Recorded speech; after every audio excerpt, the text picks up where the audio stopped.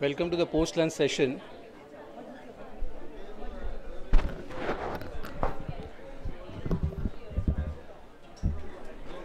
I've been given the pleasant task to introduce the speaker of the session, Mayur Nayak. Mayur Nayak is a practicing chartered accountant for the past 25 years, specializing in international taxation, including transfer pricing, cross-border investments, and Foreign Exchange Management Act. He has graduated from Mumbai University in first class. He is a rank holder in CA final examination. He is an accredited trainer of spiritual healing and represents Mumbai chapter of Indian Spiritual Healing Foundation Rishikesh. He was a past president of Bombay Chartered Accountants Society for the year 2010-11 and presently he is the chairman of Human Resource Committee of BCAS. He is also a member of Direct Tax Committee of the Indian Merchant Chambers.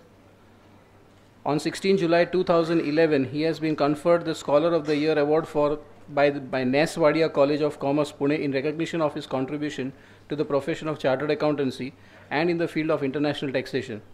He delivered 43rd Foundation Day talk at the Nes Wadia College on 16 July on the subject Good Governance and Accountability: A Perspective. He has authored various monograph books for BCAS and CTC. He is a co-author of International Taxation column in BCS Journal for over 12 years and was the recipient of the Best Feature Award for the year 99-2000. He has contributed to the monthly columns of FEMA Update in Income Tax Review published by CITC. He has jointly contributed the branch report on source and residence, new configuration of the principles on behalf of India branch discussed at 2005 Buenos Aires Congress on the International Fiscal Association and published in Career. He is a regular speaker at the International Taxation course conducted by ICI, Foundation for International Taxation and BCS. He has presented papers, led groups discussion and delivered talks at various professional bodies including ICAI, Chambers of Commerce, as well as public sector banks and contributed articles in various professional journals and newspaper in areas of international taxation, domestic taxation, transfer pricing, FERA and FEMA. With this brief introduction, I welcome Mayur Bhai. And before I request him to give his presentation, I request Vice President to propose a memento on the token of our love and affection. Mayur Bhai.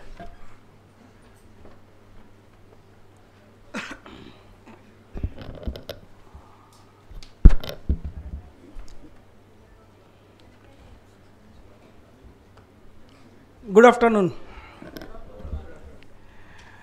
President Yatin Desai, Vice President Paras, Devendra, Dipender, the Chairman of the Committee, Mr. Paresh Shah, past Presidents of the Chamber, Parimal, other committee members, seniors and friends. It is always a delight to come on the platform of Chamber and give a talk, because I delivered my maiden lecture on the Chamber's platform. Today it's a little difficult task post lunch, not difficult for you, for me, to keep myself awake. Well, in a way, post-lunch session is good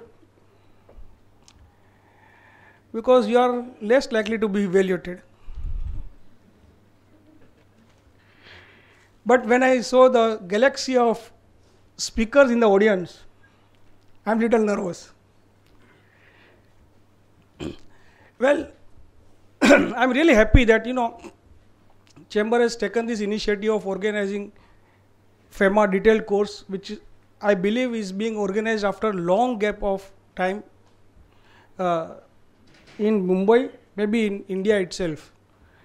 Because this is one law. Few years back, we all thought is losing its importance on a way out. But as we go along in the presentation, we'll see that the challenges have mounted, in fact, in the recent past. The kind of amendments which have been coming has really made us, or rather increased our challenges in coping with the law. So what we are going to discuss this afternoon is about important definitions, the structure, rules and regulations of the Act. The structure of the Act, some of the definitions, and what I have done, that we are going to discuss some of the regulatory challenges. There are three types of challenges which I have identified: policy related, knowledge oriented, and maybe an execution related. And how do we cope with these various challenges? So we shall deal with each one of them as we go along. When we come to the structure of the Act, it's one of the smallest Act, only 49 sections. In fact, when I was studying for my final CA exams, I thought this is good, only 49 sections, just master it and you can get full marks. But when I started reading section 1, 2, 3, by the time I reached to section 8 under FEMA at that time, I said better to leave in option. So, very small Act having a far-reaching implications. It's like a ghazal, In ghazal, only couplet, okay, but having a deep meaning, okay. And each time you read, each time you recite or listen to a ghazal, you will have a different meaning. Varshabin is here; she would agree with me. Each time you listen to a ghazal, depending upon your mood, you will have a different meaning out of it. But here, if I try to give a different meaning each time a client comes to me, next time he will not come. But that apart, even though I said in lighter vein, but many a times the same section I might have to interpret differently because of the RBI's clarification or some other circular which is coming, or if I might have discussed it and got enlightened, say after discussing with my friends, Paresh or Naresh or so many other things. So, FEMA is one such law which gives us challenge each time we read it. Notifications.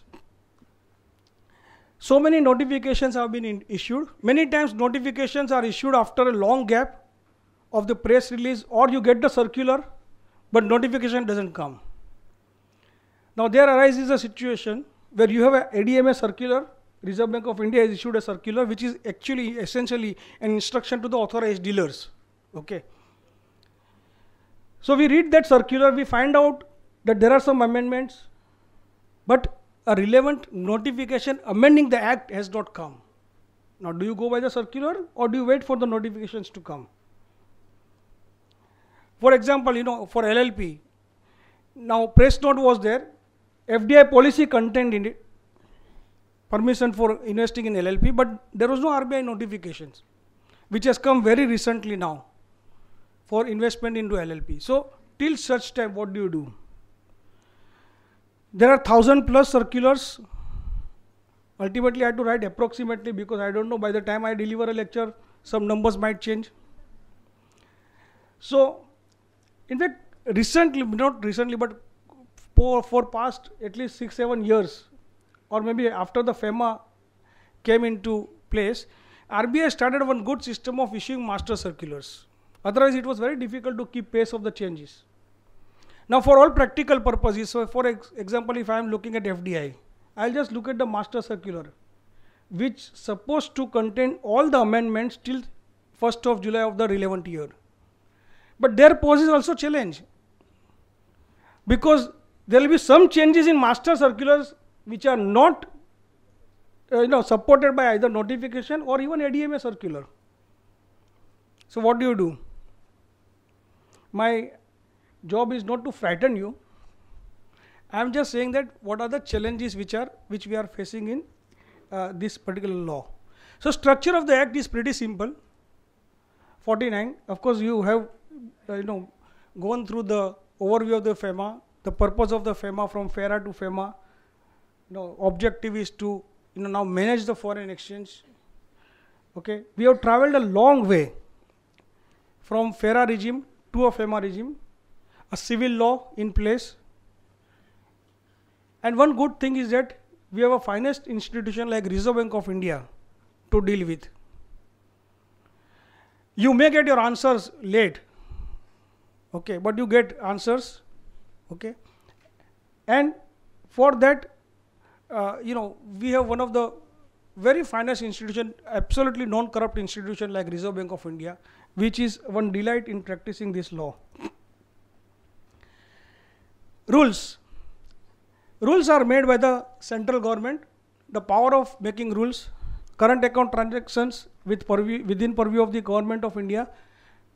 Because in 90s we have given a undertaking to WTO that India is open now on current account, meaning very few restrictions would be there on current account, and India will not withhold a legitimate demand of foreign exchange on current account. So that is our submission to WTO, and since then current account transactions are generally permitted unless specifically prohibited. Different rules are framed: current account transaction rules, adjudication proceedings and appeal, compounding of proceedings, encashment of checks, drafts, etc., and authentication of documents. One thing which you should remember about the authentication of documents, which I learned when I appeared before the enforcement officers: any document which you receive in support of evidence, especially from outside India, it has to be countersigned by the Consular General, Indian Consulate Office, and must be notarized. Any document you submit to the even appellate tribunal, it must be notarized. Okay, so that you must remember whenever you confront a situation. Capital account transactions. See, some of the powers which central government has have been delegated to Reserve Bank of India. For example, compounding proceedings. Now, rules are framed, and then the powers are given to Reserve Bank of India for compounding of offences. Similarly, current account transactions. So, basic 31 notifications came when the FEMA was introduced on 1st June 2000. There were 31 notifications, and the rest of the notifications are derivatives of those notifications. Some of the notifications are replaced also, for example, overseas direct investment. Okay. So, basic 31 notifications. Capital account transactions are governed by those notifications. Generally, it is said all capital account transactions are restricted unless specifically permitted or allowed. As I said, master circulars on a relevant notification on a particular subject, with whatever limitations I said, it is still a very useful guide for anyone to find a recent law on that particular subject. What all you need to do, go on the basis of master circular, say pick up, suppose today we are discussing this on the 18th of April 2014. So the base circular would be 1st July 2013, and then you find out all the amendments till date. Some of my friends are doing a good job on BCS website. They are amending master circulars on a day-to-day basis. So if you want to have a recent law, you can visit the website of Bombay Chartered Accountants Society, and then you can find out master circulars or what are the amendments in the relevant circular or notifications. Then the FAQs.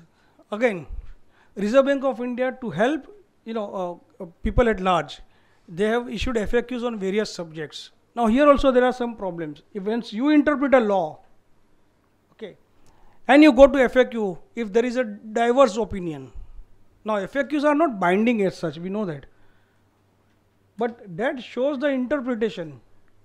So whether you would go by your interpretation or you would go by the interpretation of which is given in the FAQ. You again, when you go to Reserve Bank of India, they say you take your call. When you ask for any clarification, they will say, oh, this is a notification, you go and read and you take a call. So that is again a challenge which we face. Nevertheless, it indicates the intention and interpretation. So if you want to take a conservative view, you may be guided by the FAQs. The first and foremost challenge comes, who's the boss? Whether the Ministry of Commerce and Industry, see the consolidated FDI policy issued by the Ministry of Commerce and Industry. Previously they used to issue twice, now it is once a year. Okay, consolidated FDI policy. Now that actually, see, any foreign direct investment or any investment into India in the business and industry is governed by the Ministry of Commerce and Industry. We had that industrial policy 1991, which was a famous industrial policy after the liberalization, governed by or prepared by the Ministry of Commerce and Industry, because that is the industry which governs the regulations or flow of investment or the development of industry and commerce in India. But the financial aspect of it means policy related. Okay, this particular industry, private investment is permitted, this particular area incentives should be given, etc. So these are the, so they channelize the investment, but the financial aspect of it governed by the Ministry of Finance. In fact, earlier the Secretariat for Industrial Approval, SIA, and FIPB both used to be under the Ministry of Commerce, and now then they shifted to Ministry of Finance. So Ministry of Finance regulates the foreign investment, the financial part of it, and therefore the policy related changes are announced in the press notes in the FDI policy. Okay, and then RBI issues a notification, for actual implementation of those policies. So many times we find, as I told you about the LLP. Now LLP, the investment was permitted by Ministry of Commerce and Industry under the consolidated FDI policy long back, but RBI very recently came out with the rules of investment by way of notification. Fortunately, in the last consolidated FDI policy, they have clarified this issue, that between the two, if there is any dichotomy, you follow the notification issued by the Reserve Bank of India. So now at least we know that, okay, we should go by. But what happens if somebody has made investments based on the assurance or whatever interpretation given in the press release? So there you might have a problem. Maybe RBI may take a liberal view, and maybe when you go for compounding, they may levy a lesser penalty, or they may not levy a penalty. But this is one challenge which we are faced with till the time it is sorted out completely. Let's look at some of the definitions. Authorized person. Under FERA, it was only authorized dealer. Now authorized person is a much wider term, because under FERA there was a money changer and authorized dealer, different terms. Now they have brought everything under one caption, and that is authorized person. So authorized person means an authorized dealer. Authorized dealer in a common parlance means a bank. Okay, what a banker, which that's the authorized dealer, money changer, offshore banking unit, or any other person for the time being authorized under subsection 1 of the section 10 to deal in foreign exchange or foreign securities. So this is the meaning of authorized person. Capital account transactions. Capital account transaction means a transaction which alters the assets or liabilities, including contingent liabilities, outside India of persons resident in India, or assets or liabilities in India of persons resident outside India, and includes transactions referred to in subsection 3 of section 6. The major distinction between FERA and FEMA is this distinction between current account transactions and capital account transaction. In fact, if I were to tell you, in a nutshell what FEMA governs, FEMA governs what? 3 things: securities, currencies, and properties. Property, security, and currency of a resident.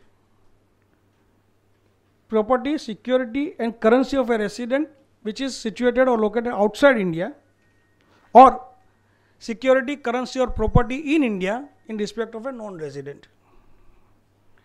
So nowhere you will directly find the words, shares, etc. All securities. Okay. Foreign direct investment into securities. Then of course they define what is securities, shares, debentures, everything. So currency includes foreign exchange, plastic money also, we'll see. FEMA is also applicable not only to Indian resident or Indian establishment owned by a non-resident, or establishment in India rather owned by a non-resident, but establishment outside India owned by Indian residents. Okay. And also a person who is present at that moment in India. So it not only covers the residents, but it also covers the person who is present in India. So it is applicable to whole of India. Now capital account transaction means what it says, which alters the assets or liabilities, including contingent liabilities, outside India of a person resident in India. So what is assets and liabilities? Currency, security or properties. Okay. Or assets and liabilities in India of person residents outside India. Now here when we talk about assets and liability, we have to look at the macro perspective from the country perspective. Okay. We'll see the distinction between current and capital account transaction as we go along. Current account transaction. Current account transaction means a transaction other than a capital account transaction, and without prejudice to the generality of the foregoing. Such transactions include payments due in connection with foreign trade, other current business, services, short-term banking and credit facilities in the ordinary course of business. So there may be some assets or liabilities which are created when you do foreign trade. For example, creation of debtors. Okay. When you do a foreign trade. So in our normal parlance, when we look at our accountant's brain, assets and liabilities. Okay. So everything, from cash to stock to debtors and creditors, everything, alters. Whenever you do a transaction, assets or liabilities are altered. So if we apply that meaning, you cannot do any transaction. But what it said, there is an exception that foreign trade, other current businesses, means which is with now short-term banking and credit facilities. What is short-term? Generally not prescribed, but anything less than 12-month period is generally considered as a short-term banking facility. In the ordinary course of business, okay. Then payments due as interest on loans and as net income from investments.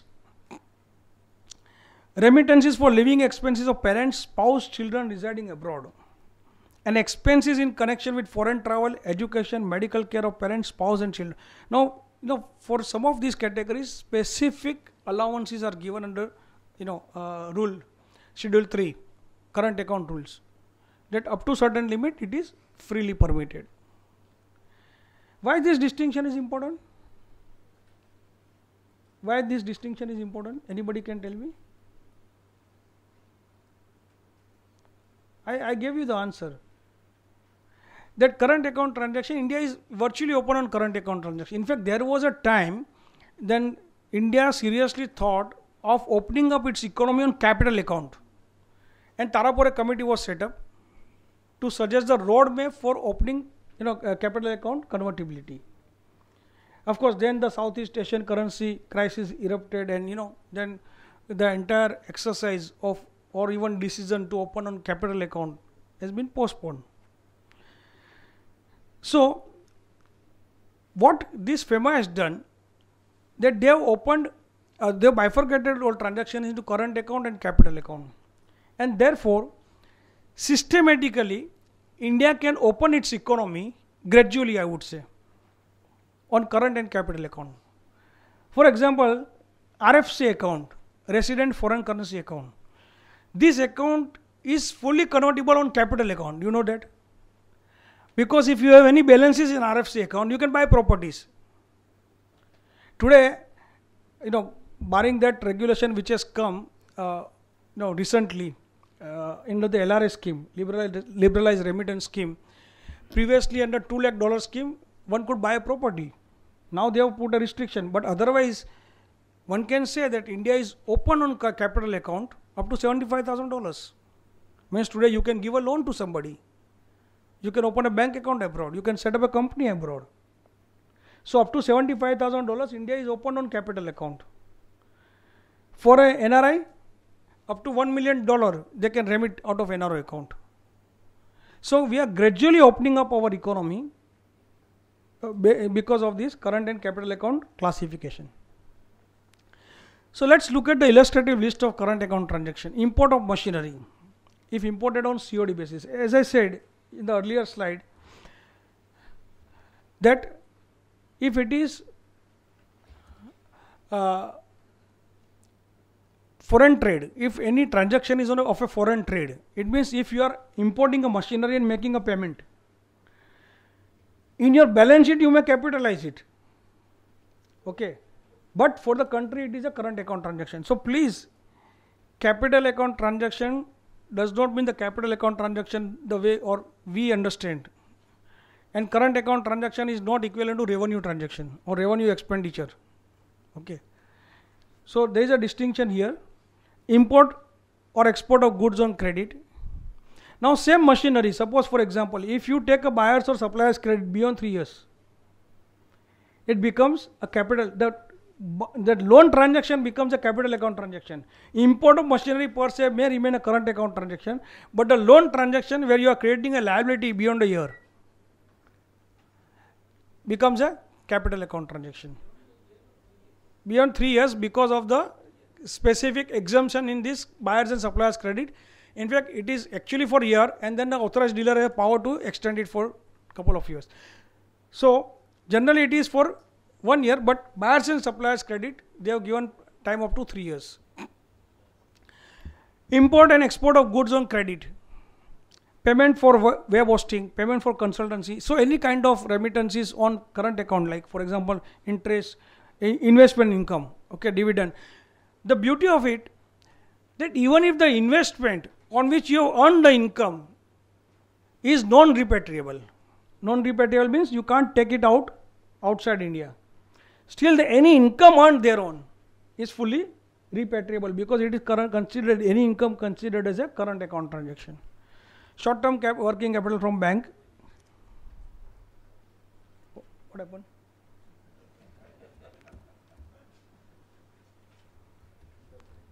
Finish? You people are so fast in learning, huh? I am fast in explaining. Yeah, I know. I was waiting for this answer.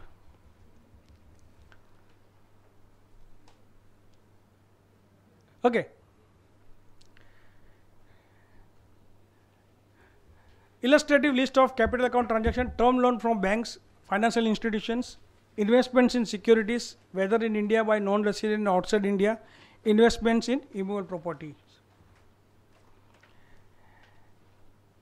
Current account transaction, any person may sell. Now section 5. Section 5 says that any person may sell or draw foreign exchange to or from an authorized person if such sale or drawal is a current account transaction.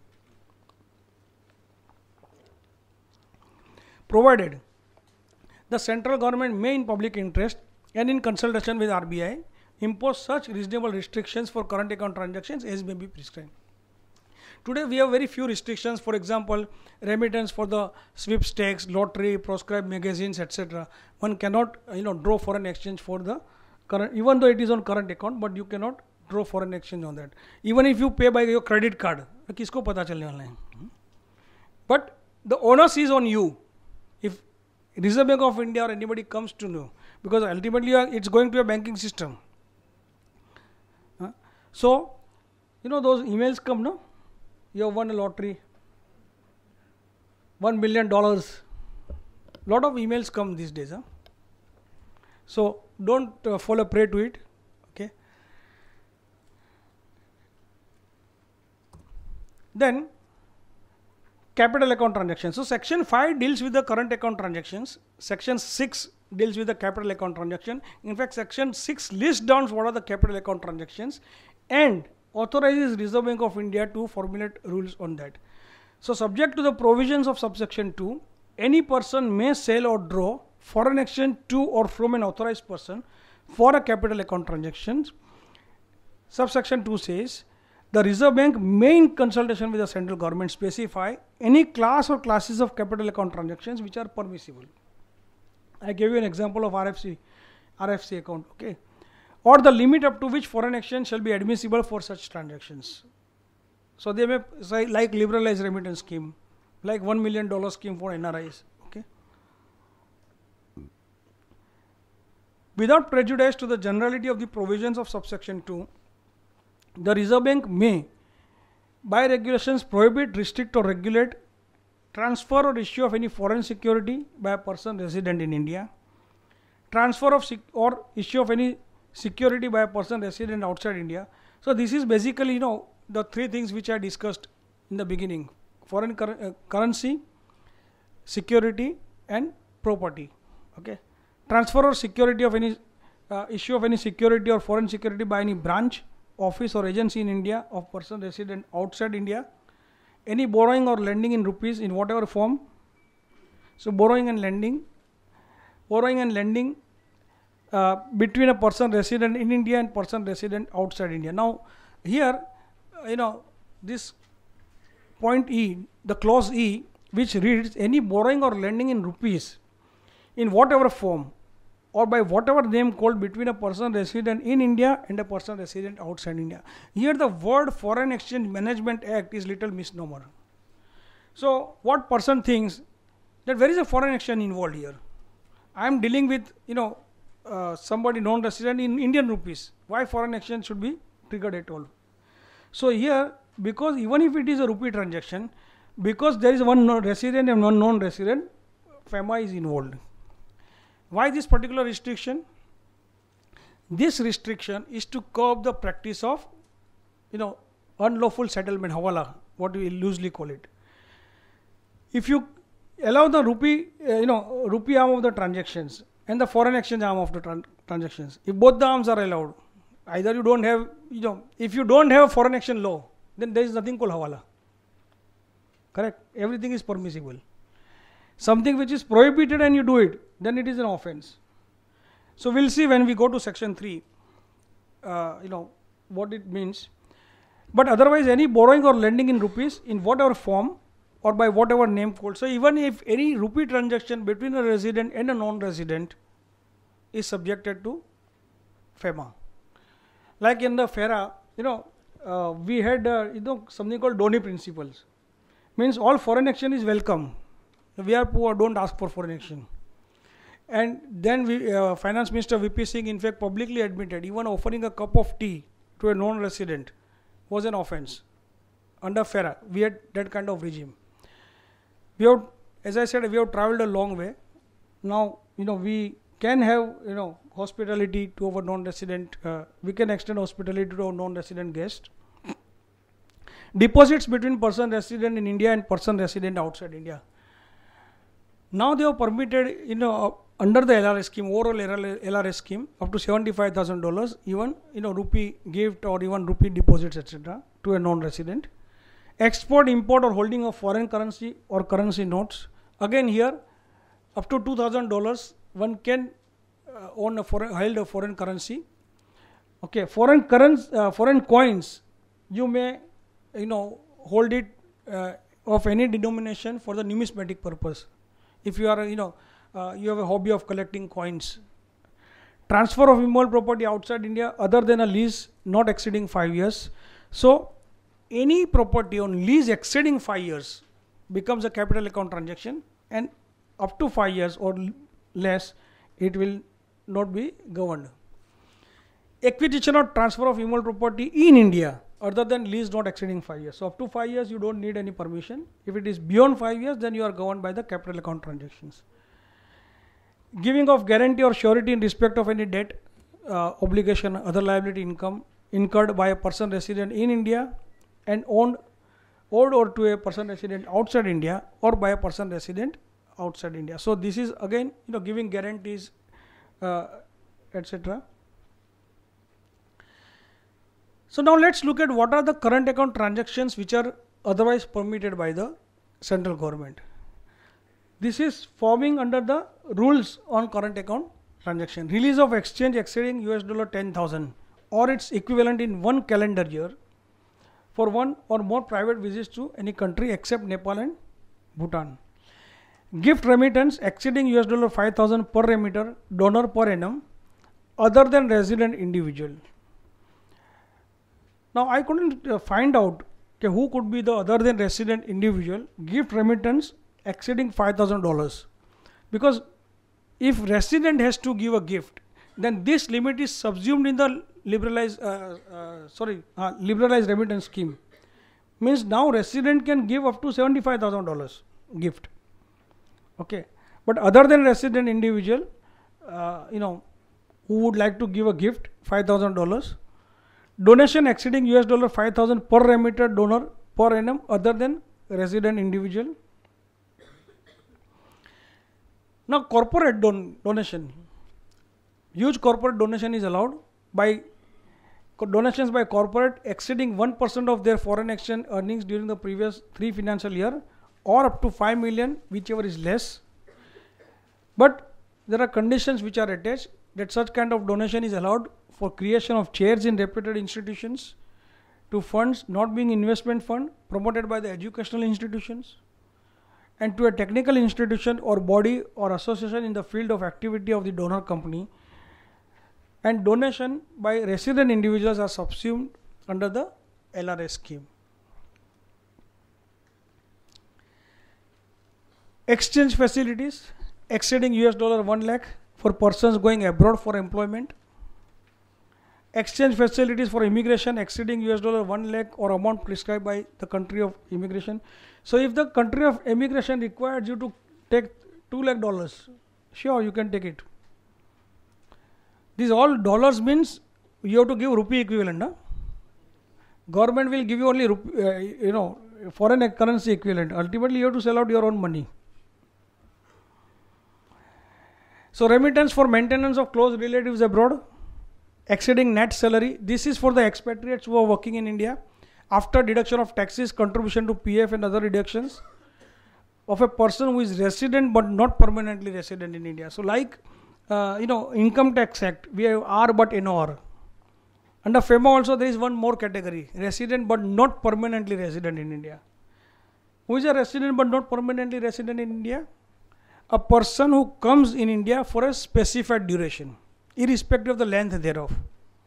Suppose mostly expatriate who comes to India for say 3 years, 5 years assignment. Now why this? Because then they are allowed to collect their salary abroad, maintain their bank, because otherwise they become a resident of India. So they have been given certain exemptions. For example, they can have more dollars in their home rather than $2,000 or something. So those kind of exemptions are given. Is a citizen of India who is on a deputation to the office or branch or subsidiary or a joint venture in India of such foreign company. Okay, is a citizen of foreign state other than Pakistan. Second, exceeding $1 lakh per year per recipient in all other cases. So now you see, if you look at the limits, it's quite liberal as far as the current account transactions are concerned. A lot of liberalization has taken place. In fact, when we come to foreign travel for the business purpose, now $25,000 are allowed per trip. Okay, business travel or attending conference, etc. And mind you, all this money, suppose you have withdrawn $25,000 and you could not spend on one trip, then you can keep it for 6 months, 180 days. Use it for the next trip. Because each time you draw foreign exchange and you surrender, you lose on the conversion. Okay. So this itself is a big relief, So attending a conference, specialized training or maintenance expenses of the patient going abroad for medical treatment. In fact, for medical treatment, you can draw as much exchange as may be prescribed by the hospital or the doctors. Okay. Release of exchange for meeting expenses of medical treatment abroad exceeding the estimate from the doctor in India or hospital doctor abroad. So it means that if the Indian doctor gives you an estimate of $5 lakh, you need not even approach Reserve Bank of India. But he has given an estimate of $5 lakh and you want to draw $6 lakh. Then you go for the $1 lakh to Reserve Bank of India. But up to $5 lakh, you need not go. So much, liberalization and so much flexibility is there. In fact, nowadays, it's a reverse trend. People come to India for medical treatment. and medical tourism is gaining a real boost. In fact, sometimes I wonder, you would rarely find a country in the world with such a diverse topography. We have on the one hand snow-peaked mountains, deserts, plains, mountains, and surrounded by three sides by the sea, and especially Arabian Sea is considered one of the calm sea. In spite of that, we are nowhere near even the smallest country in tourism, and we have one of the finest archaeological sites in India.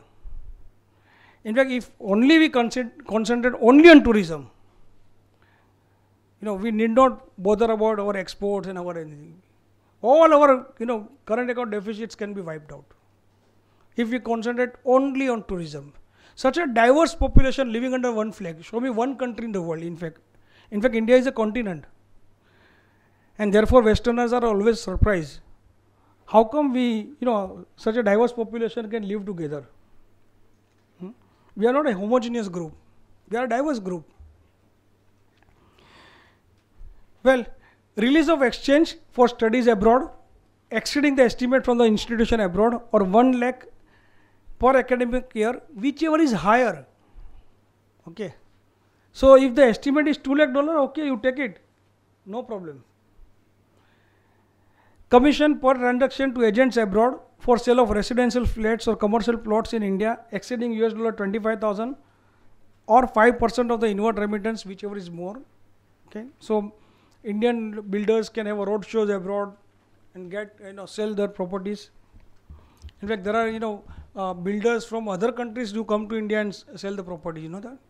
I attended one such road show in a Marriott, and they were selling the properties in Mauritius. They say you reach faster to Mauritius than any other party. They were marketing. So you can own a bungalow in the price which you will get hardly 3 BHK flat in Mumbai. It's a 5 hours flight. Vijay bhai, would you like to? Okay. Remittance exceeding 5% of the investment brought into India, or $1 lakh, whichever is higher, by an entity in India by way of reimbursement of pre-incorporation expenses. Now this is one very good thing, because reimbursement of expenses was always an issue. When the foreign company wants to set up a company in India and we want to repatriate the funds, which has been spent on the incorporation, so which you can now do it very easily. Currency includes all currency notes, postal orders, money orders, checks, draft, travelers checks, letters of credit, bills of exchange, promissory notes, credit cards, or such other similar instrument as may be notified by the Reserve Bank. So even plastic money is considered here, credit card, debit card, etc. Everything, or store value card, gift card. Okay. I don't know about bitcoins, but I don't know. Bitcoins itself has gone now. Okay. So in fact, China had banned it, and Reserve Bank was seriously thinking of banning it. But maybe sometimes some digital money will again come. I read about digital money, store money in your mobile phones. So maybe some other as may be notified as we go along. Currency notes includes cash in the form of coins and bank notes. This is just a clarification. Export with its grammatical variations and cognate expression means taking out of India to a place outside India any goods or provisions of services from India to any person outside India. Now, for the first time, services are brought into the definition of exports. Now, look at the repercussions. So, all regulations which are applicable to the exports, including you have to bring back your foreign exchange within 1 year's time, are applicable even to the service exports.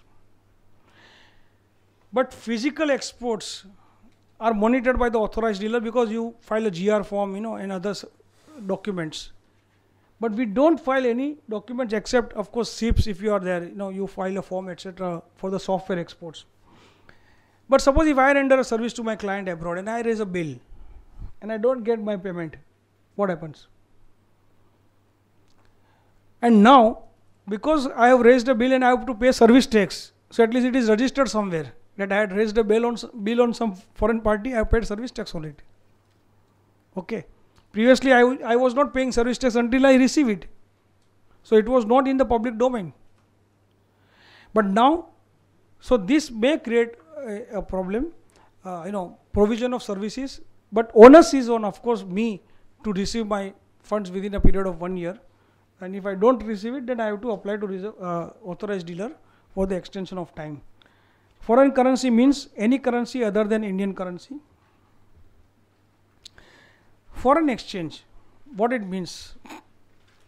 Foreign exchange means foreign currency. It includes deposits, credits and balances payable in a foreign currency.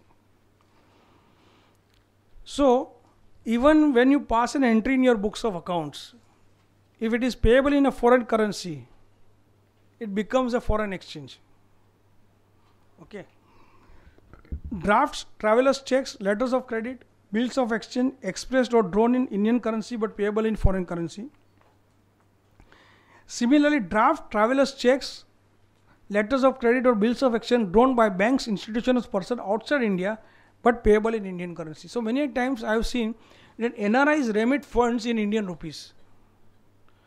Okay, because what happens? Suppose if suppose your client is receiving FDI, now you have to issue say 1 lakh shares. Okay, say amount is 50 lakhs of rupees. Now whatever he remits, suppose in US dollar, there will be some conversion, foreign exchange loss variation. You may receive 50 lakhs 100 or say 49 lakhs. What happens to that? So many people prefer to remit exactly in that amount, 50 lakhs.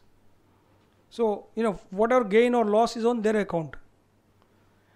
So in that situation, that it also would be considered as a foreign exchange, and banks are giving a FIRC for that also. Okay, provided the bank should have received in the foreign exchange. Okay. Foreign security means any security in the form of shares, stocks, bonds, debentures or any other instrument denominated or expressed in foreign currency, and includes securities expressed in foreign currency but where redemption or any form of return such as interest or dividend is payable in Indian currency. Person. This is the most crucial definition of FEMA. Person, of course, and the residential status too. Person includes individual, HUF, company, firm, AOP, BOI, every artificial juridical person, any agency. Now, any agency, office or branch owned or controlled by such person is also covered in the definition of person. It does not contain local body, etc.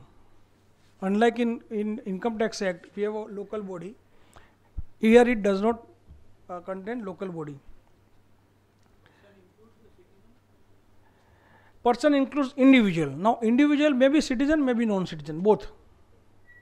Okay, because the definition of person is by the person, individual. Okay, so it doesn't bifurcate between citizens. Yes.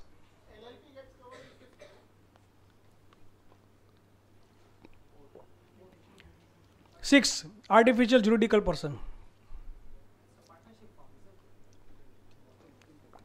It's a body incorporated. Yes.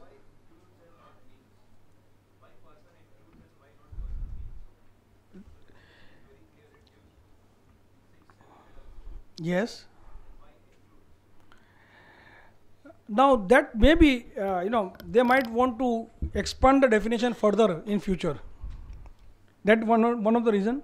Secondly, the way, in fact, entire FEMA, if you look at it, it's not very, even the notification or circulars issued are by the bureaucrats, Reserve Bank of India. So they are not, going into that technicalities. But this could be because they would like to expand it further.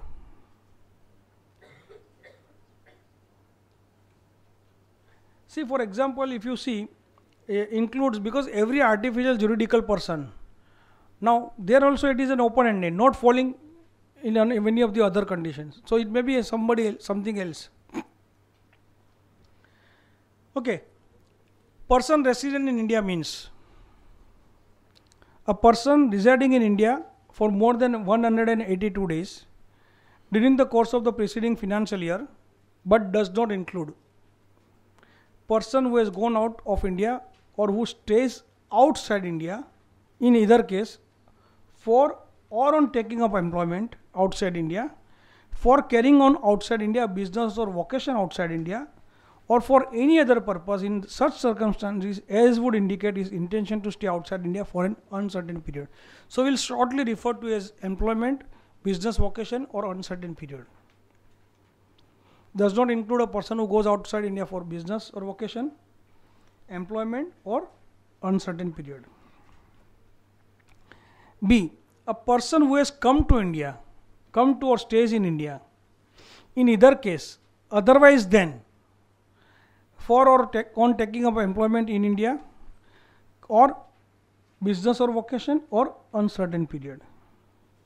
Now here there is a problem, double negative. I'll just again read. Person residing in India for more than 182 days does not include, but does not include a person who has come to or stays in India, in either case otherwise than. It means a person includes a person who comes to India for employment, business, vocation or uncertain period. Okay. So 182 days and it includes, so both the conditions should be satisfied. He should be present in India for 182 days and he should have come in India for this purpose. We'll see when we go along. And there is one more interpretation to that. Before we go to individual residential status, just other categories will deal with them. Any person or body corporate registered or incorporated in India. So any LLP, any company which is registered incorporated in India is a resident in India. An office, branch or agency in India owned or controlled by a person resident outside India. So foreign branch or Indian branch of a foreign company or any agency which is owned by the foreign company is a resident of India. The last category is newly added in FEMA, it was not there in FERA. Is an office, branch or agency outside India owned or controlled by a person resident in India. So if Indian company sets up a branch abroad, then it becomes a resident of India under FEMA. Therefore, many times when we look at the cross-border structuring, we evaluate between the branch and the subsidiary. And one of the consideration is always tilting towards the subsidiary, at least from the FEMA point of view. Because the moment you have a subsidiary abroad or a joint venture, it becomes a non-resident. But if it is a branch abroad, then it becomes a person resident in India, and therefore all the regulations are applicable to the foreign branch of an Indian company. Now let's look at the definition of person resident in India for individual. Individual first. Yep. Let's say there is a 2 or 3 family members who has jointly incorporated a company outside India. Whether it's become a person resident in India or is a person resident outside India. About the persons of the company. There are 3 individuals are there. 3 individuals who are resident. They are resident in India. Okay. They have formed a company. Company abroad. Okay. So is a 100% owned by the Indian residents. So his question is that if there are 3 resident individuals who comes together, now of course it is permitted under LRS scheme, $75,000 scheme. Suppose they set up a company in FZ LLC, am I right? Okay. In some free trade zone in Dubai or UAE. Okay. Whether that company would be a resident or non-resident, is that your question? That company would be non-resident. Okay. But it must be a company. Okay. If it is a proprietary concern, then it may become a resident. Okay. So, of course, 3 individuals cannot have a proprietary concern. It will be a company only. So, let it be a company abroad. But like the family members are there. Not an issue. For family, see, it talks about office, branch or agency. Okay. So, as long as that is an incorporated company outside India, it becomes a non-resident. Yes, if it is registered outside India, yes, non-resident. Limited liability partnership, LLP, it's a non-resident. Yep.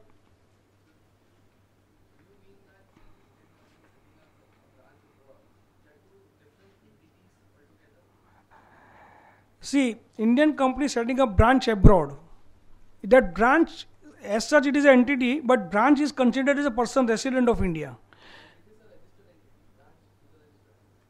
But because specifically, yeah, because even if it is registered, it is a so for example, foreign branch of an or an Indian branch of a foreign company, you have to register under section under Companies Act 594, but still it would be considered as a non-resident. Under FEMA it is resident, under Income Tax Act non-resident. Under FEMA it will be still considered as a resident.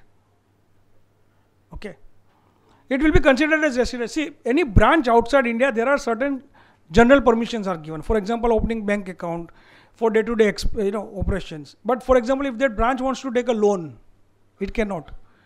Now there have been cases in I have come across where people have opened a branch and that branch has given a loan to other company. Now that becomes a violation of FEMA. Capital account transaction which are otherwise prohibited, for example, any other Indian entity, except specifically permissible. For example, they can open bank account, furnish office, do lot of regular transactions. Okay. Can we restrict, because I have a little long presentation. I will take up. Say for example, there is a company, wholly owned subsidiary of an Indian company in Singapore, and that Singapore company has a branch in UAE. Then by point number. No, it will not. Because it is controlled by a person resident in India. No, that way control means direct control. It doesn't say direct or indirect control. That way you can't do business otherwise. You interpose a company. Okay. Let's go to the definition of person resident in. See, this particular definition is very, very important because there are two views on the becoming resident. Individual. First, look at whether he is residing in India for more than 182 days. It's more than 182 days, huh? Mind you. When you compare with income tax, it is 182 days or more. Here it is 183 days or more. Okay. So more than 182 days. If yes, he is already residing in India, then check up whether he is going or living in India for the purpose of employment, business, vocation or uncertain period. If yes, then he becomes a non-resident. If he has not been in India for more than 182 days, generally he would be a non-resident. Okay, so far so good. Person resident outside India means person who is not a resident in India. Let me tell you friends, the FEMA Act does not define the term NRI, non-resident Indian. It talks only about person resident in India, person resident outside India. NRI का definition है, but it is in different notifications. Now this is a tricky double negative. You remember now? Person who is resident in India for more than 182 days in the previous financial year. Okay. Then again you check whether he comes here for the employment, business vocation or uncertain period. If yes, then only he becomes resident. If a person is not in India for more than 182 days, he becomes a non-resident, or he is in India for more than 182 days, but he has not come in India. See, I again take you through that definition. A person who has come to or stays in India, in either case, for employment, business vocation or uncertain period. So if he has not come in India for these purposes, then he becomes a non-resident. Now here there is a different view that once he comes to India for the purpose of employment, business or vocation, he becomes resident with immediate effect. Even I was holding that view, but after reading and rereading and as I said, ghazal, so I found that this also, you have to travel to subsection 1, physical stay plus this purpose. The reason being, there were a lot of cases in Goa about foreigners buying properties. Now for example, if I take a view that okay, if I come here for the purpose of employment, I become a resident from day one, then it's very easy for me getting an employment. Okay. And I become a resident of India and I can buy properties. Under FERA, buying of property was linked to citizenship. Means Indian citizens were allowed, foreign citizens were not allowed. Under FEMA, it is linked to the residential status. The moment you become a resident of India, you can buy property in India. So there is a strong view that, interpretation that becoming resident or getting a residential status is little difficult. Becoming non-resident is easy because there the direct exceptions are given. So if on 18th of April, if I leave India for employment, I become non-resident instantaneously. But if I come to India, I need to be present in 182 days and I will have to come for these eligible purposes. Yes. Resident but not permanently resident. Yes, but not permanently resident. That definition is there, no? No, that he can buy. There is no restriction on, there is no distinction on resident but not permanently resident for property.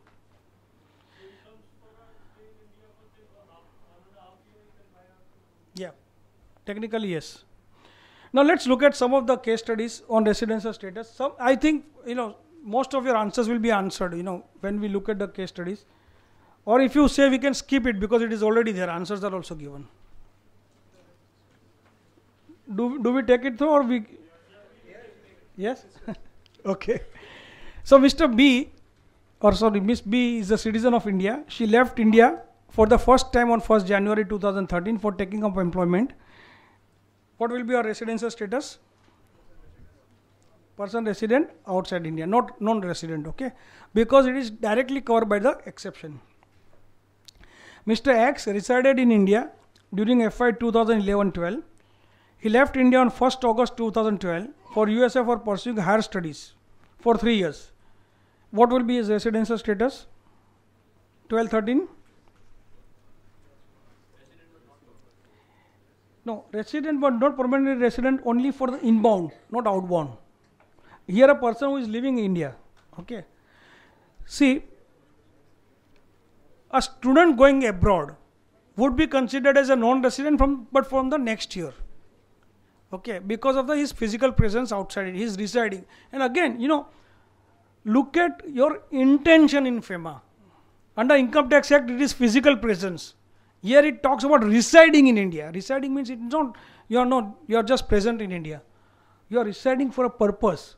You are residing for employment. You are residing for business vocation.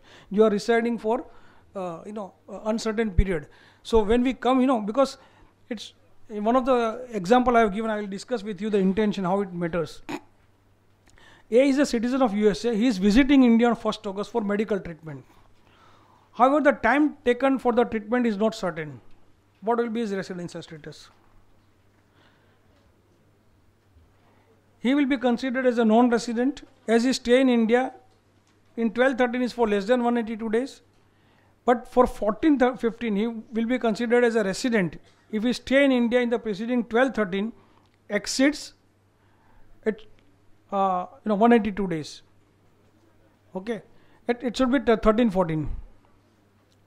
The typo, it's not 14-15 but 13-14, next financial year. Okay, so when he comes to India, he comes for an uncertain period, but in the previous financial year his stay is not there, and therefore he would continue to remain non-resident. But if his medical treatment is elongated and he remains in India for more than 182 days, next year he would become a person resident in India.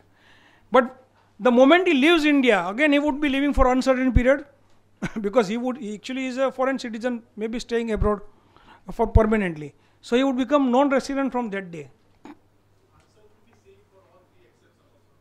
Yes. Mr. N is a foreign citizen of non-Indian origin.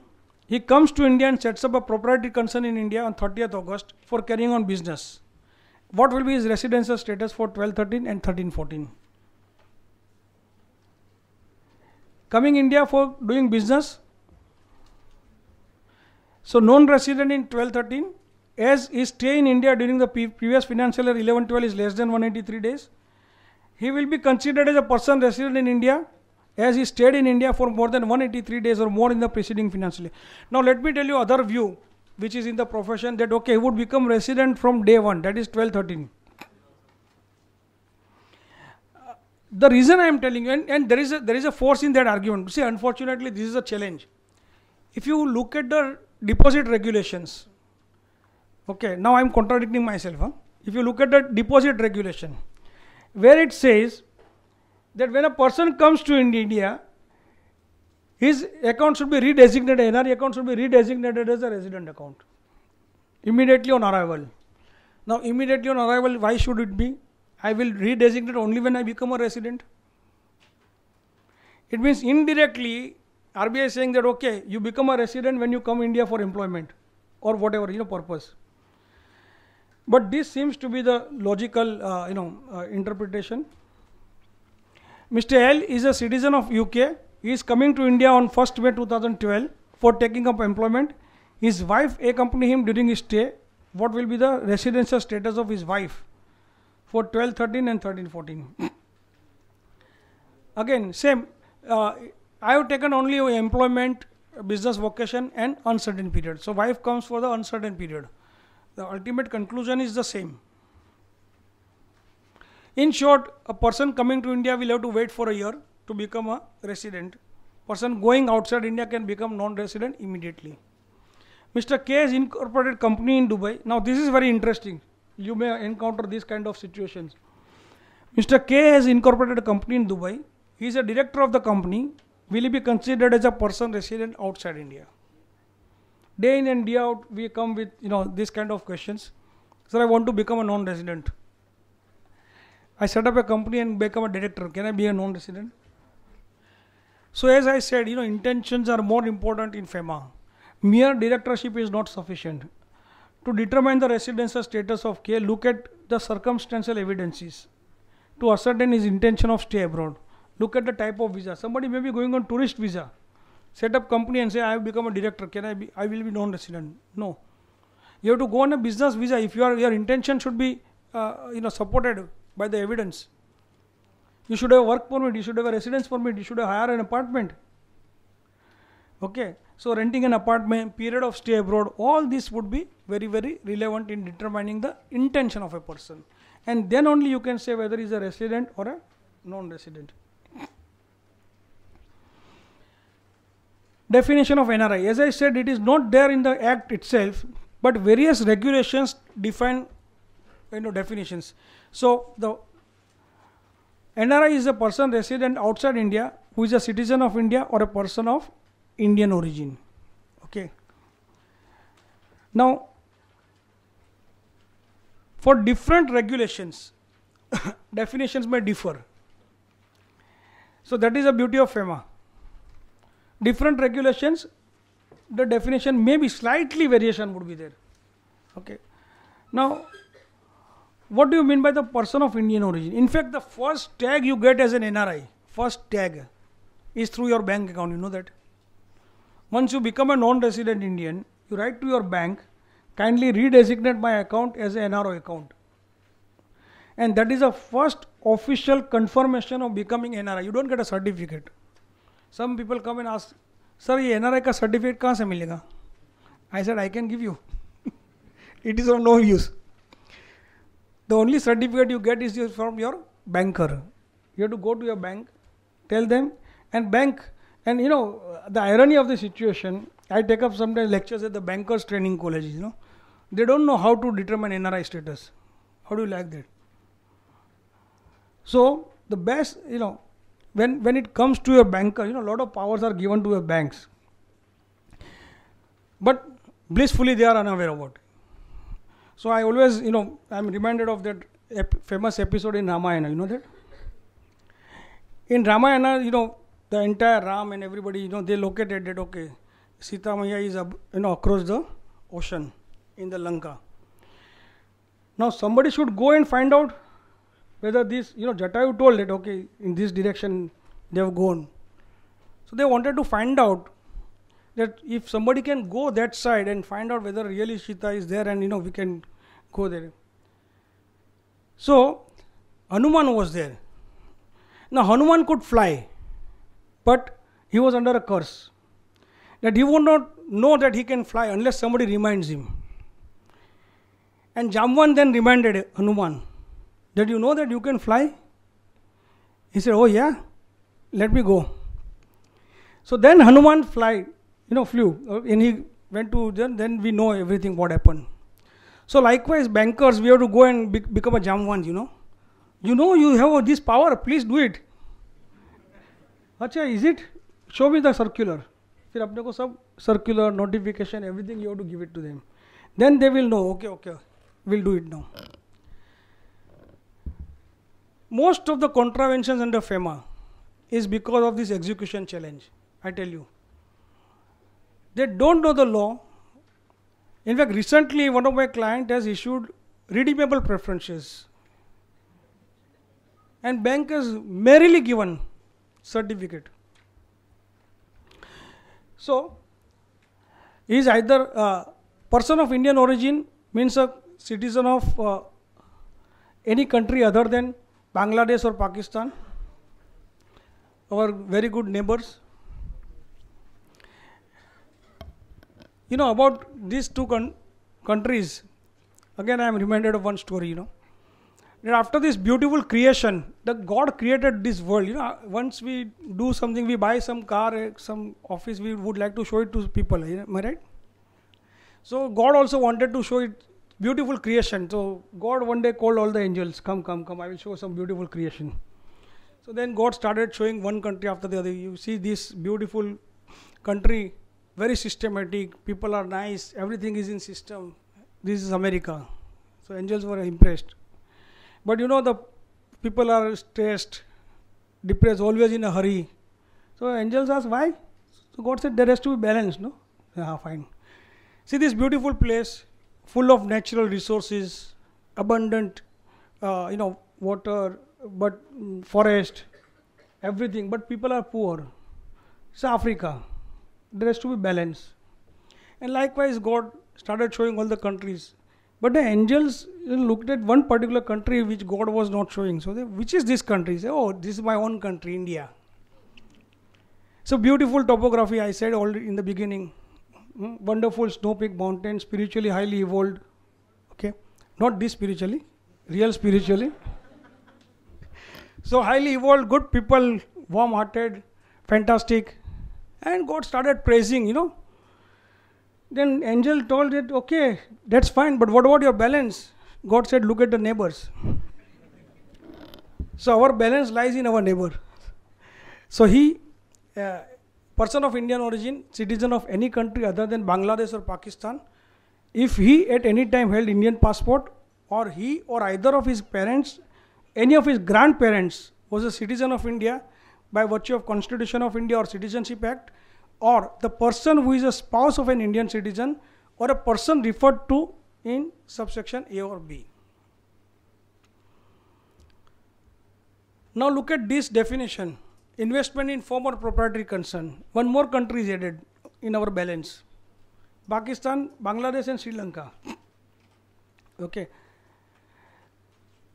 Held any time Indian passport, or he or either of his parents. So what, my point here is that whenever you look at a particular notification, look at that definition in that context and then apply that definition, okay? Again, acquisition and transfer of immovable property. Can you see some lines are missing? The part C is missing. The person is a spouse of an Indian citizen or a person referred to in A or B. Now here that is missing. Okay, here two, three more countries are added in our balance. Afghanistan, China, Iran, Nepal and Bhutan. So, for each definition, each notification, there may be so PIO has a different meaning for different notification. Person of Indian origin, okay.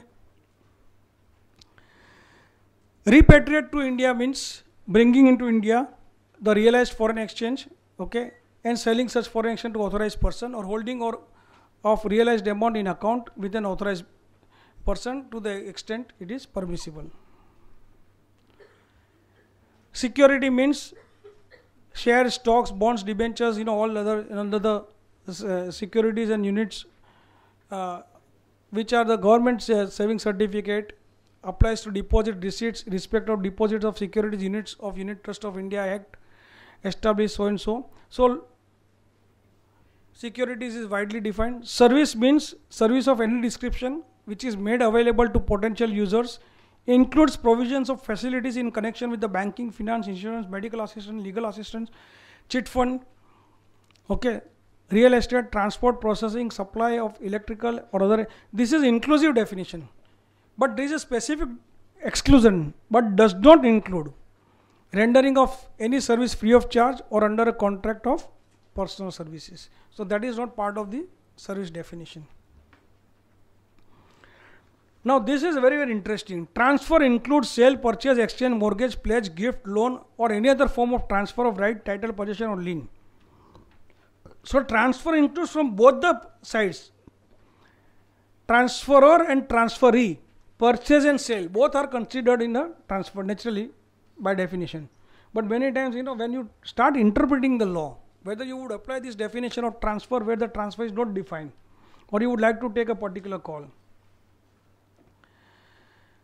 Dealing in foreign exchange, section 3, which is akin to section 8 of the FERA. Section 3 basically puts restriction on dealing in foreign exchange. What it in nutshell it says that save as otherwise provided in this act, rules and regulations made thereunder, or with general or special permission of the RBI, no person shall deal in or transfer any foreign exchange to any foreign security to any person not being an authorized person, make any payment to or for the credit of any person resident outside India in any manner, or receive otherwise through an authorized person any payment by order or on behalf of any person resident outside India in any manner. Basically to prohibit any compensatory transactions, which is called a hawala transaction. You give money to somebody here and take dollars abroad, okay, or give dollars and take money here. So any transaction you do must be through a normal banking channel, okay. And many times people ask, suppose if I withdraw from ATM and invest in a bank, invest in a company, is it not a banking channel? Now it is not permitted because you don't get a FIRC. You need to have proof of investment. Okay, he said that okay, I have a ATM slip, but no, sorry, that is not permissible. So you have to be very careful.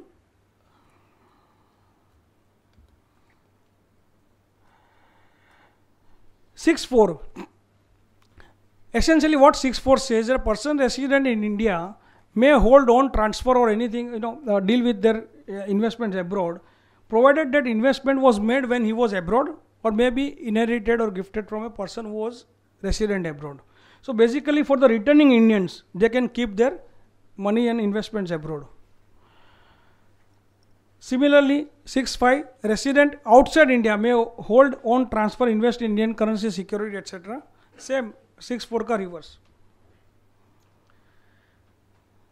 Without prejudice to the provisions of this section, RBI may by regulation prohibit, restrict or regulate establishment in India of a branch office or any place of business by person resident outside India for carrying on any activity relating to such branch office, and therefore you need a prior approval of the branch. Hinesh Bhai is here to take care of that particular part. Exports of goods and services. Basically it says that exporter should take all the steps to recover the foreign exchange which is due to the exporter, okay. He should not act in a manner which is prejudicial to the receipt of the foreign exchange. And of course it talks about the furnishing of declaration so that the exports can be tracked, whether realization is made in time. Now let me last can I have 5 more minutes, 5-10 minutes? So I would like to take you through some challenges, because this is very crucial. How do you identify challenges and how do you cope with it? So coping with the regulatory challenges in FEMA, there are 3 types of challenges which I have identified: policy related, ambiguity, contradictions, knowledge related, law and interpretation, and execution related, documentation and procedure. Policy related changes. 14th of August, the RBI came out with a circular, and lot of restrictions were placed on the drawing of foreign exchange. The glaring was curtailing the limit under the LRA scheme. From $2 lakh it was curtailed to $75,000 overnight, and there was a huge response, and stock market crashed and what not, So this is a kind of a policy related challenges. And then there was a lot of hue and cry because people had committed for buying properties, and then suddenly there was a ban on investing in immovable properties outside India. And then RBI had to clarify, okay, if you have already made some commitments, don't worry, we'll allow. Not only that, even the ODI investment, which was 3 times, was curtailed to 1 time. Now that was a huge blow. In fact, one thing I always believed, that somewhere, we have failed in promoting Indian entrepreneurship. Today morning only we were discussing, I was coming with Dipender in the car, and Dipender was sharing that, why can't we develop companies like, Pepsi or, other big companies in different areas. I said, because we started on ODI, overseas direct investment, we allowed very recently. In fact, the entire courage, of our entrepreneurship of the Indians was curtailed because we were not allowed to go out.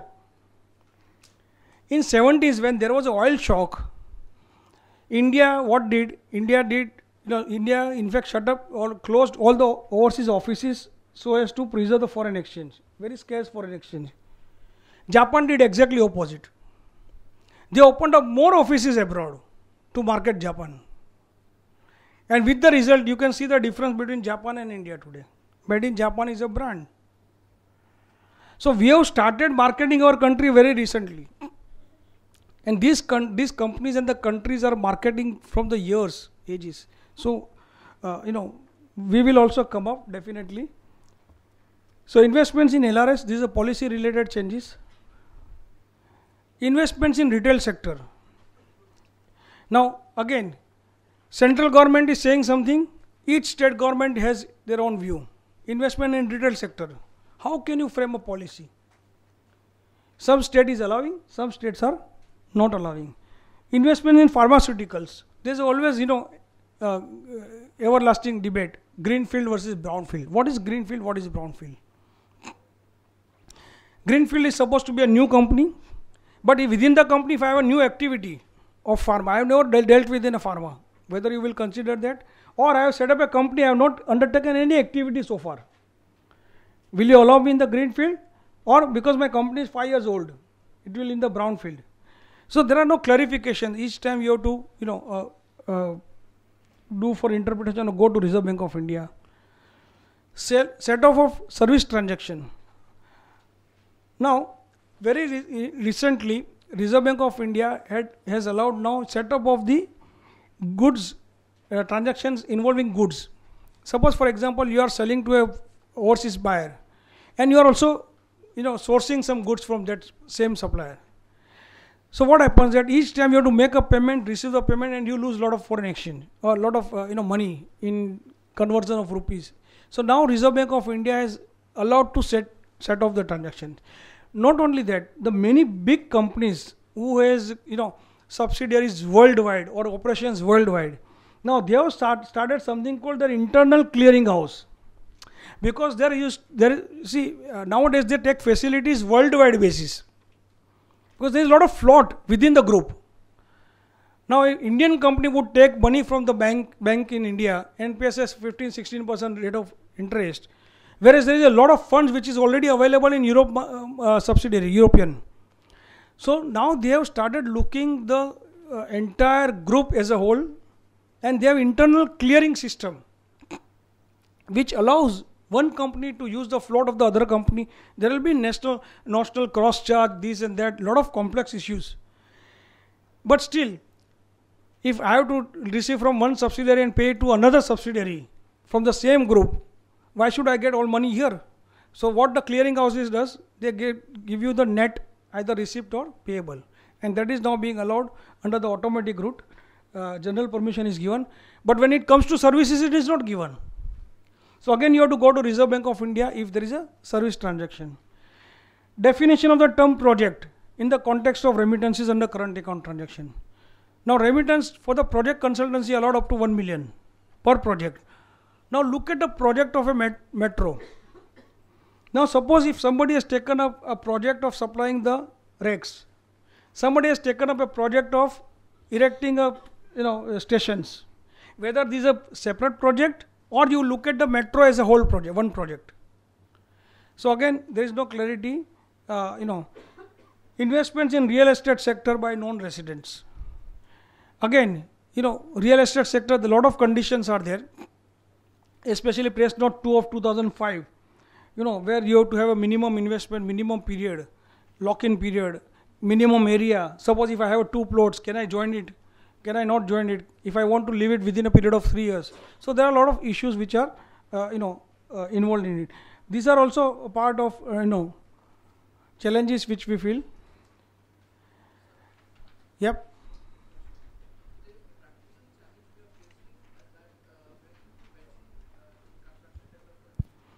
I'll come to a specific little later, please. I'll just finish. We can discuss over a cup of tea. Knowledge related challenges, calculation of average maturity of ECB. Again, how do you calculate the average maturity period of the ECB?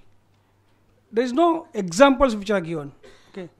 Definition of real sector for raising ECB. Now, for years it was prescribed real sector, and then once our client had gone ahead and taken a loan under ECB, insurance. So then we went to Reserve Bank of India. They said, no, you come for compounding. I said, why? So insurance is not a real sector. So then we asked, is it an artificial sector? So no, real sector means industrial sector. Now where do you get that meaning from? So the RBI interpretation of real sector is manufacturing sector, industrial sector, but it is not clarified. Okay, so these are the challenges. Execution related challenges, DCF valuation itself. You look at the 10 chartered accountant, 10 different certificates, you will get it. The wordings are different. Okay, RBI has been very sober. They accept whatever certificate we give chartered accountants, but that is to startup company. The biggest problem, we had one client who has set up a company, wanted to set up a company, subsidiary company in one of the free trade zones. So we set up a company here and we said, okay, you make remittance abroad up to the limit of your authorized paid up capital. Bank said, no, we want an audited balance sheet. I said, it's a newly born, just born baby. No, just born baby not allowed. You have to have a audit. So we did audit of 2 days old company, newly born. We submitted an audit report, audited balance sheet, and then the bank allowed. So they go by letter.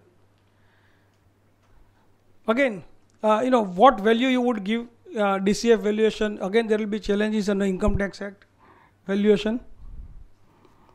ODI, calculation of net worth, financial sector. Again, now, one of the condition in the financial sector, if you go under the ODI, is that you have to, get permission of the regulation of the host country. Now, suppose host country does not have regulations. What do?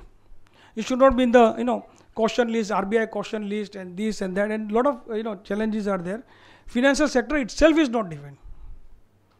So sometimes you are in a borderline cases, you have to get, clarifications. LLPs, fortunately now Reserve Bank of India has come out with the clarification, otherwise that was a big problem. Unincorporated joint ventures. Now again, what is unincorporated joint ventures? There many a times, especially in the oil sector, there are consortiums, okay? They the common pool. Now they don't have even, you can't even call a joint venture. It is so differently formed. And in those kind of situation, how do you remit money? How do you get your funds back or step down investments? Now, if you have set up a company under the LRS, that LRS, if you have set up a company abroad, suppose for example, one of our friends said that 3 residents set up a company in UAE. Now that company cannot have a step down investment if it is formed under LRS. If you go under the subsidiary route of the company to company, then you can have a step down investments. But otherwise it has to be a operating company. Yeah, FDI. Outbound it is not there. Yeah, you're right. So even for FDI clarification is come, but outbound, yeah. Execution related challenges, the major challenge filing of FCGPR, FIRCs. Now this has nothing to do with Reserve Bank of India. This has to do with our department, internal. You file FCGPR with bank, okay, and that bank does not forward it again. Majority cases में यही होता है, वो छुट्टी पे चला जाता है क्लर्क, क्या करेगा बेचारा. एक दोस्त 2 महीने के बाद में आएगा, ड्रॉर निकाल, अरे ये तो रह गया इधर, अच्छा ठीक है चलो भेज देते हैं आज. Okay, so FDI bigger challenge is that you have to be after your banker to see that onward submission to Reserve Bank of India. Okay, otherwise there is a dispute.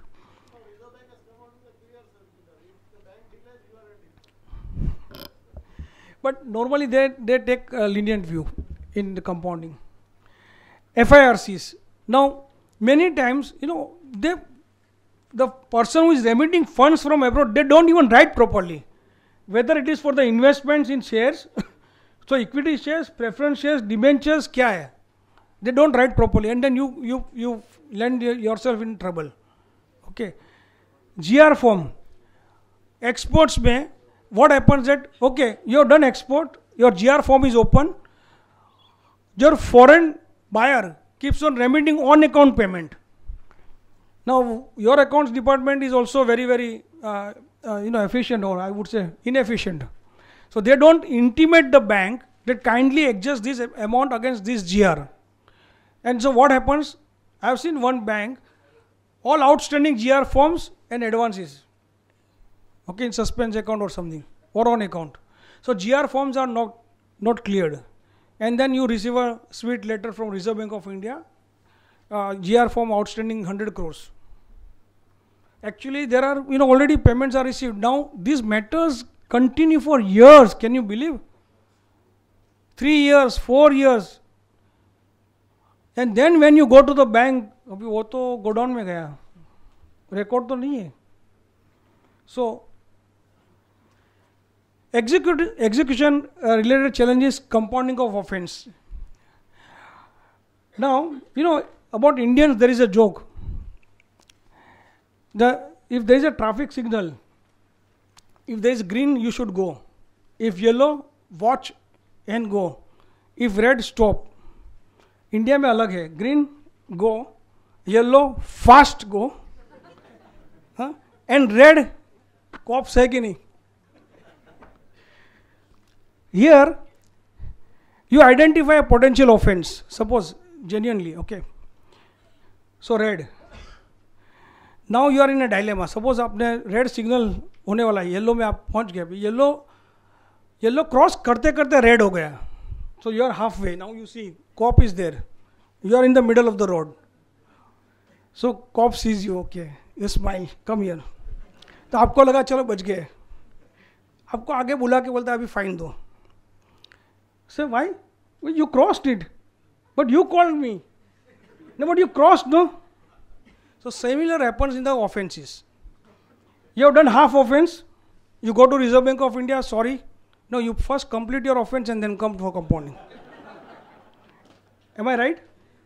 Because they say we have a power to compound offense. If you have not done offense, how can we compound? They are right. We say, no, sir, give us permission to rectify it. No, first complete. So, how do we cope with the challenges? Policy related challenges. Apply to Reserve Bank of India in case of doubt. Apply to government for clarifications. Many times you may not get any answer. 2 months, 3 months. You wait for your patience. But at least you have applied. If something goes wrong tomorrow, if you take a call, you can show it to the Reserve Bank of India that we did our due diligence and we made an application. Nobody replied, so we did the transaction. Knowledge related challenges, regular updation of laws, attend chambers, regular updation, seminars, conferences, or consult experts. There are many experts sitting here. Okay. Write to Reserve Bank of India for clarification or confirmation of understanding. Execution related challenges, document. Strengthen the compliance department. Educate your banker. Be Jamwant. Okay. Thanks a lot for your patience listening. Thank you.